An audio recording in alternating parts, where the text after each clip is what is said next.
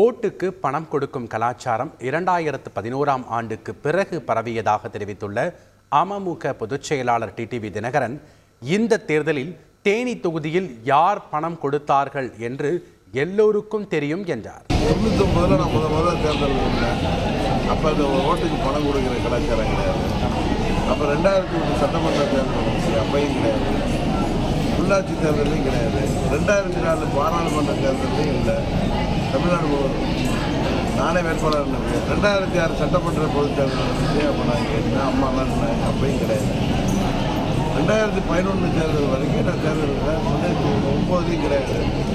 11க்கு அப்புறம் அப்படி ஒரு தவறான கலாச்சாரம் தமிழ்நாடு குறைஞ்சிருக்கு. நான் ஆர்கே நகரில் போட்டிக்கிட்ட போகிறேன், நான் ஓட்டுக்கெல்லாம் பணம் கொடுக்கல. என்னை சேர்ந்த சில முன்னாள் எம்எல்ஏக்கள் பழனிசாமி இப்போ ஓட்டுக்கு 10,000 6,000 கொடுத்தாங்கன்னா அவங்க பயந்து போய் அவங்க பார்த்த இடத்துல ஒரு 10 வீடு 20 வீடுகளில் ஒரு கூட்டிக்கலாம். ஏதோ டோக்கன் கொடுத்ததா தகவல் வந்தோடனே நான் நிறுத்திட்டேன். உடனே டோக்கன் கொடுத்தாரு. இங்கே இப்போ யார் டோக்கன் கொடுத்தாருன்னு செய்திகளை உடனுக்குடன் தெரிந்து கொள்ள உடனே சப்ஸ்கிரைப் பண்ணுங்க.